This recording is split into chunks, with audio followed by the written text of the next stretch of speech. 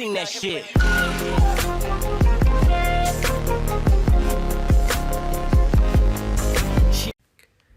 Hello, today I'm going to be reviewing this Eureka Flash lightweight stick vacuum cleaner. This is great 2-in-1. I've had this for a long time.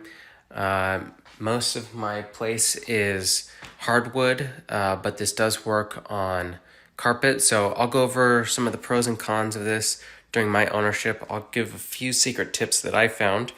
So let's jump into it.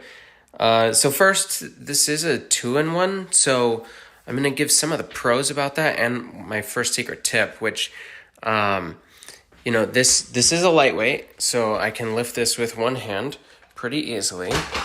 Having said that, the 2-in-1 means, so you have the long cable here, and you have this dock, but if you go ahead and press this button right here, so I have to uncord it to do this, but if you take the cord off, and then you press this button here, you can lift up, and I'll need two hands to do it, so I'll be right back.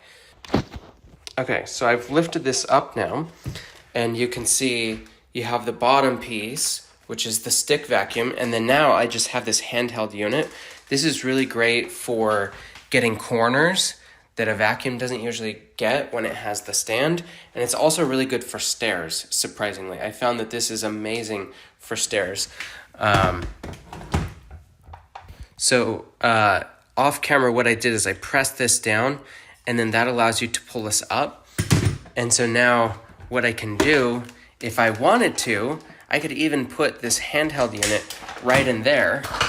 And then this is sort of like a mini vac. So this could be good for kids if you want to have them vacuum for you and the stick vacuum is too long.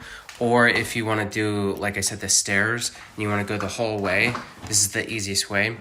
It says it's a 2-in-1, but really I find it to be a 3-in-1 just because when you take the handheld out by itself, it's so good for edges. So that's my first secret tip and a couple of pros and how to use this. The one thing you do want to notice with this is it has a spinning piece on bottom, and so obviously hair, dog fur, stuffed animal fluff gets stuck in there, so you have to clean it out periodically. I haven't done that for a while. I apologize for the grossness.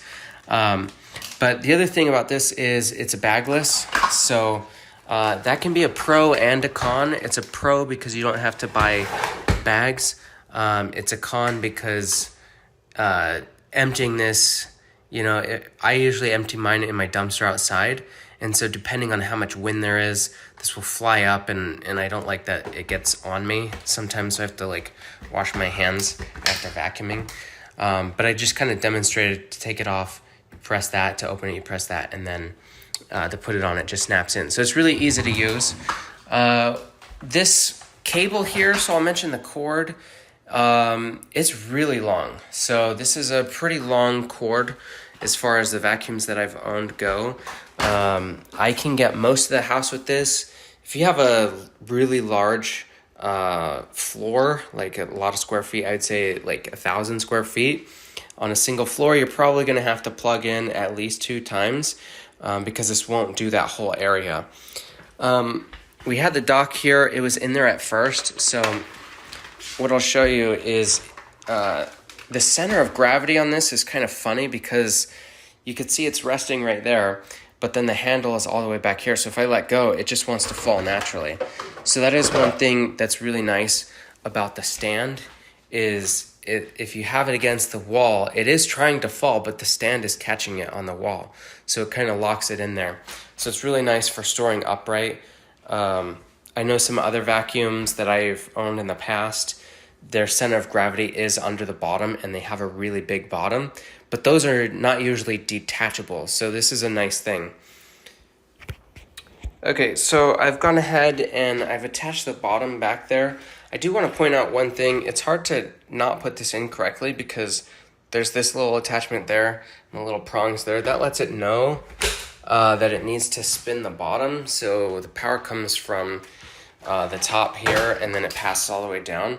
So you can't really connect it wrong. It is very easy to connect. But I wanted to put it back in this upright mode to talk about a few things. So once you have it down, this is pretty good for carpet.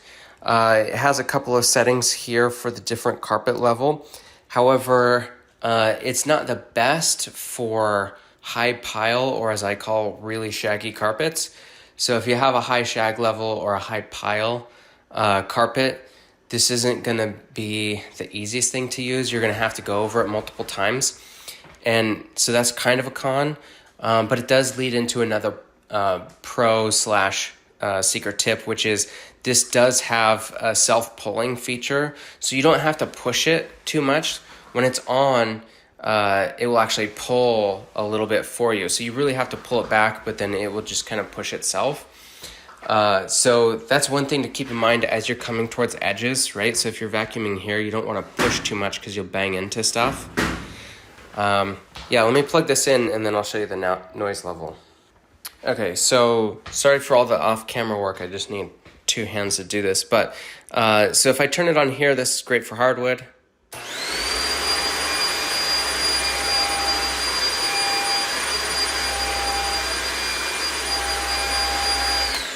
And then I'll switch it up. It gets a little bit louder. In terms of volume, this isn't like the loudest vacuum I've had. It's definitely louder than a featherweight vacuum, which you would expect. But in terms of other lightweight vacuums that I've owned, I'd say this is quieter. So it's definitely in the range of a lightweight, louder than a featherweight, quieter than a heavyweight, but I'd say it's on the lighter end of the lightweight. So I'll go ahead and turn this to hardwood and then to carpet, and then you can see the difference.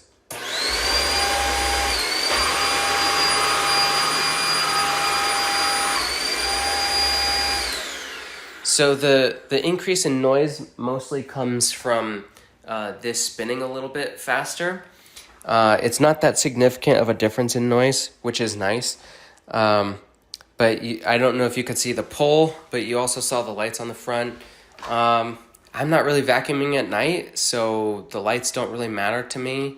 It is nice, I guess, for some people if you have maybe a darker floor than I have, and this would help you see things before you vacuum them up. Maybe if you're vacuuming a kid's room or something and you don't want to get Legos or something like that, that might help you. That's not my experience, so I can't really speak to that, but that's just my hypothesis on that. Anyways, that's all I have to say. It's a really great vacuum. It has a lot of interesting features. The cord, I feel like, is in a weird position. I wish it was lower, but that's just kind of the way it is. Make sure you clean it regularly, like any vacuum, but you can read the manual to figure out how to do that. Anyways, I hope this review was helpful, and thank you for watching.